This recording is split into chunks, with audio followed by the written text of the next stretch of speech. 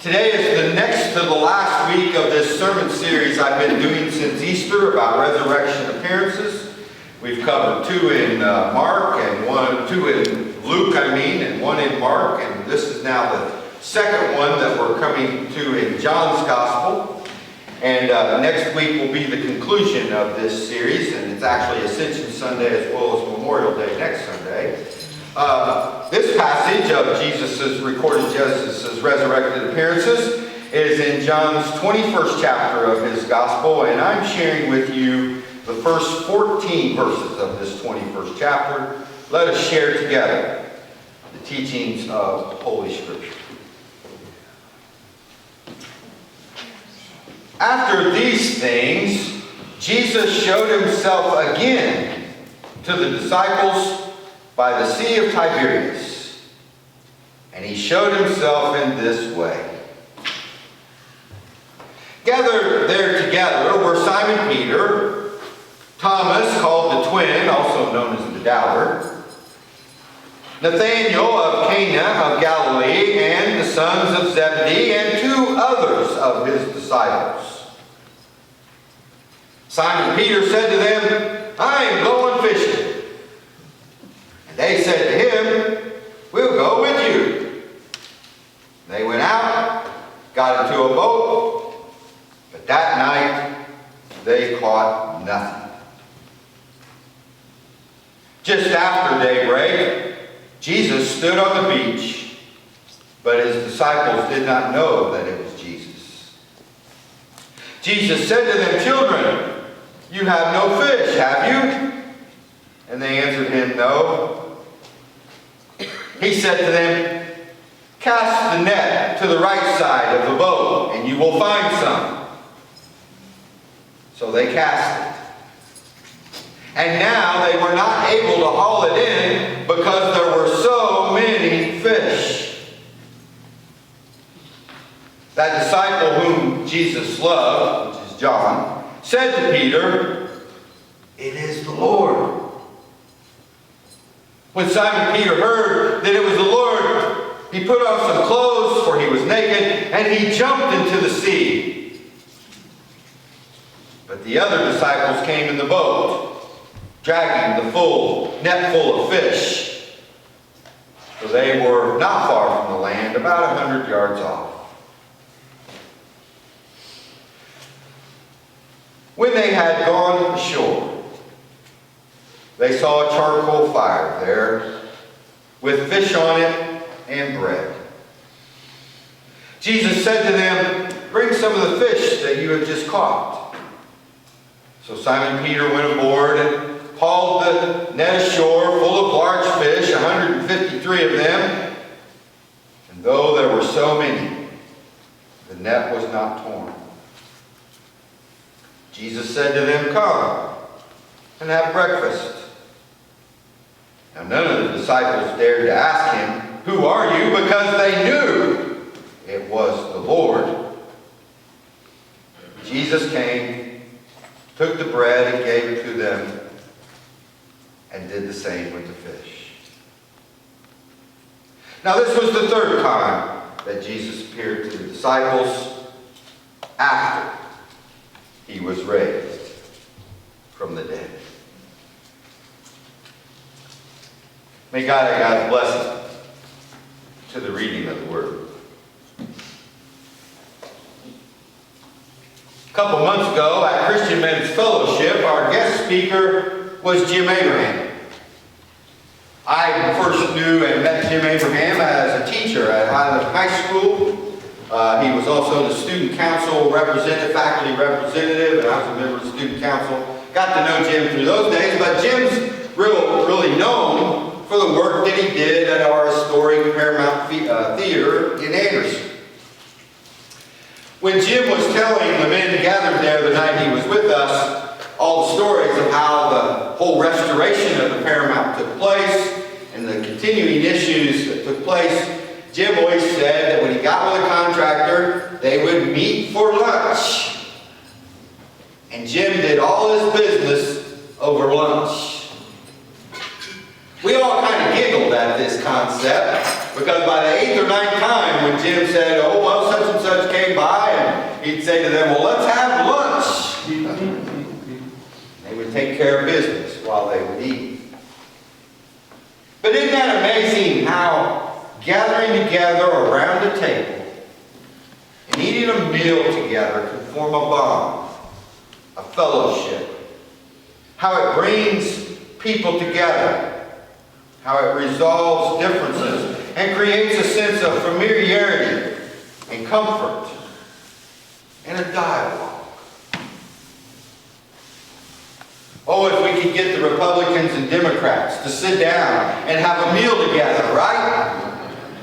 Do some dialoguing. Or maybe the blacks and the whites. Or the straights and the not straights. And all the other classifications that we humans create for ourselves that make divisions instead of unity. We live in a very divided world. And it's our own doing. We've done it to ourselves. We need to gather around the table and eat and drink and fellowship and talk and understand and accept. Even though Jesus had appeared to the disciples twice before, as the gospel says, the disciples are still not quite sure where and who this Jesus is. And it sounds to me like one morning or one night, Peter was bored and hungry. And he decided to go fishing. And his friends, his comrades, fellow disciples of Jesus, like, hey, we'll go fishing. We're bored and hungry too. This particular fishing outing, they come back empty-handed. Nothing. And as they're coming back to the shore, they see a guy on the beach. And he's asking, hey, how much success did you have? Catch anything? Nope. We've all had them outings in life, haven't we? Went to the river or pond or the lake, spent a few hours with our favorite bait, swimming pool, and all that, and we come home with nothing. And yet, this guy on the beach knows where the fish are. In fact, he knows where all of us are.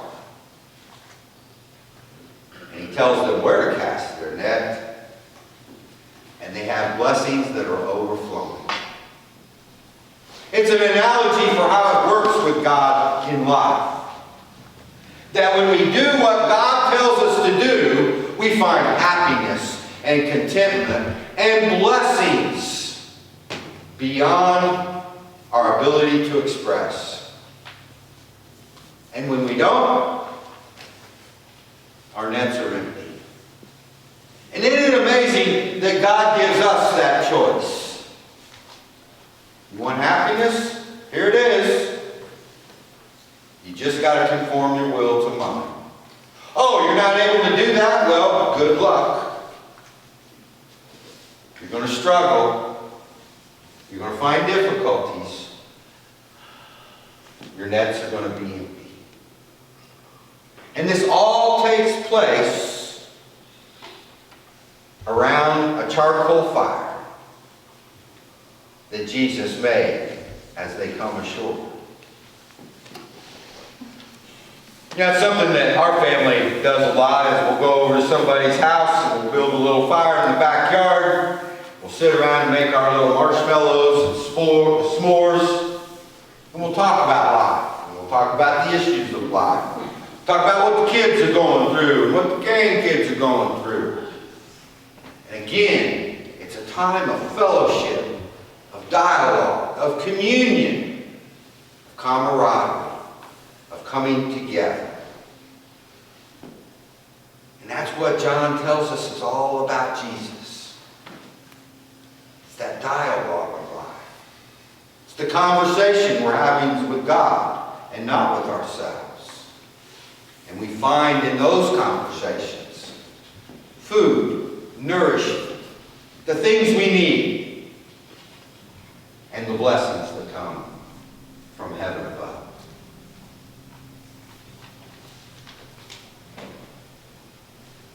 For me, this story also makes another point. And that is that no matter where we go, and no matter what we do, and what adventures we find ourselves in, Jesus is there with us, watching, taking notes, and offering His advice and counsel if we are but open to accept and receive it. Peter and these other guys that are with him, they are open to his advice. I mean, if you've been fishing all night and hadn't caught anything, and then some sarcastic little stranger on the beach says, throw your net over there, would you listen to him? Or would you be the one that says, hey, I've been fishing all night, don't tell me where to cast my net? But they did listen to him. Look what happened. It really is all about obedience.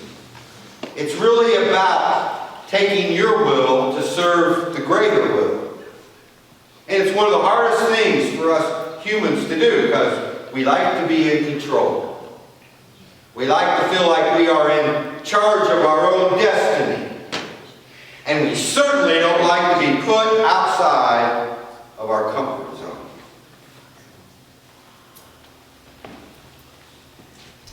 It was Thursday morning. I was out playing golf with my friend. My wife was at home with her 5-year-old grandchild.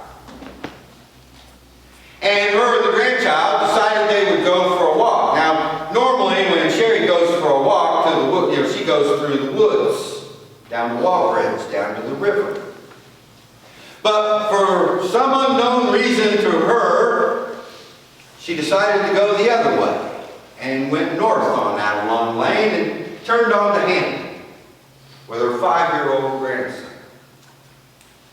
As they're going down Hampton Lane, out of nowhere appears an African-American 19-year-old girl in nothing but boxers and a jean jacket. She had just climbed out of a window, a bathroom window of a house that she claimed she was locked into and was trying to get away. Now I'm sitting here, just Sherry's telling me this story, going, now wait a minute. Normally you go this way in the woods, but you went this way through the woods. Yeah. That was unusual. Sherry says, yeah, it was God ordained that I went that way. And I said, if it would have been me walking down the street, the girl would have never came to me because I was a man. But being that it was a woman with a young child, this girl knew that she was safe with Sherry. Sherry ultimately got her to a safe place. But I was amazed that we still have that kind of stuff going on in a town of 3,300 people. And we would love to know who this individual was so that we could turn him in.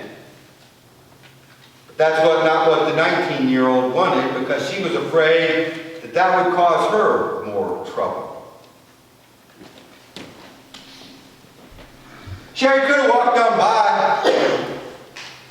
Sherry could have said to this 19-year-old desperate woman crying, good luck, best to you, hope you find shelter. Or she could have done something about it, which is what she did. I share this story with you to talk about how God puts us in those positions and then leaves us with the choice of what we're going to do. Amen. Are we going to care for the needy that lives right here in this community with us? Or are we just going to act like it's not there and walk on by? We see this on Wednesdays every week. These kids growing up in broken homes. Homes where if there is a dad or a mom in the home, it's fighting, arguing, addiction, abuse, adultery. And who's going to help these kids? Who's going to give them a foundation? Who's going to show them God's way when we ignore and act like those issues aren't around us and aren't affecting them? It's around the table.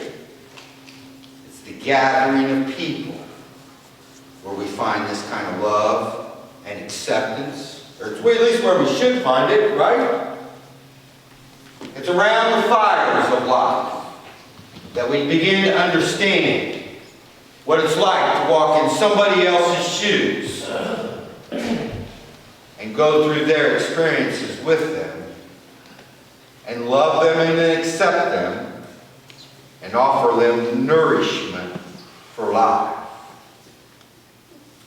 Jesus did the same for the disciples. He came and he took the bread and he gave it to them, and he did the same with the fish. He cared for his disciples even as a resurrected body, just as he cares for us. Think about how God has blessed this church since 1897. This church has been through the Depression, 2 World Wars, the falling of the Twin Towers, and now the war in Ukraine. And God's church is alive and well, and I say it's because God's church has followed God's will.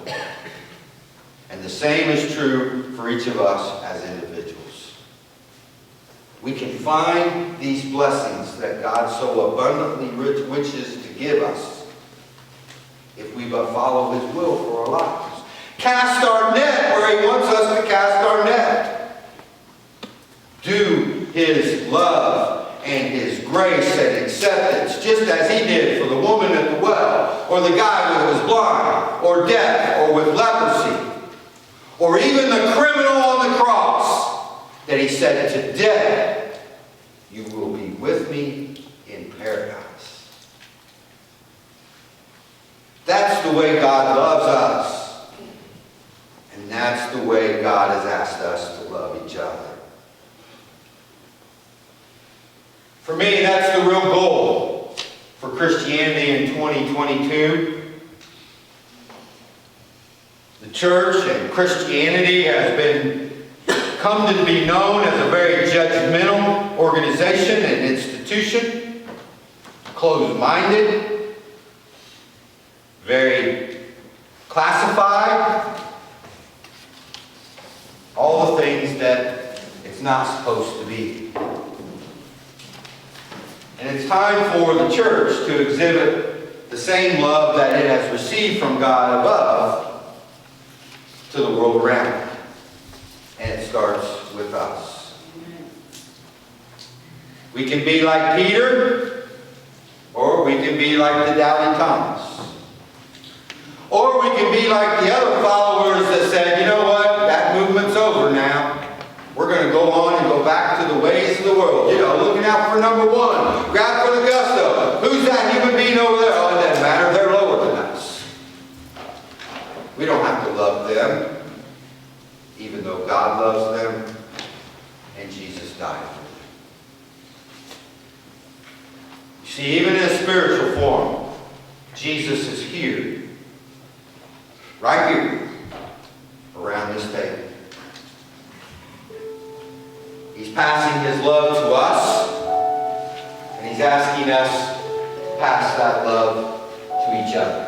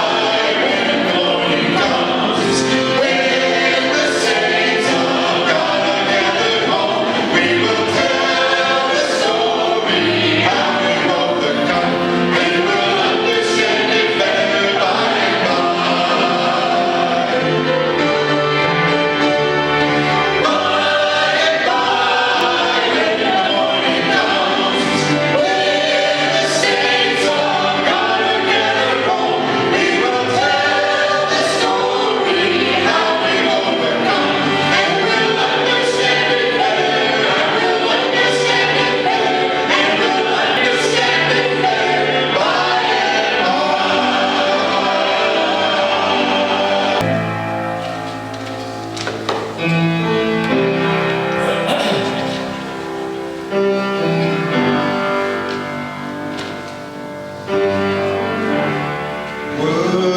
is the Lamb who was slain. Holy, holy is He.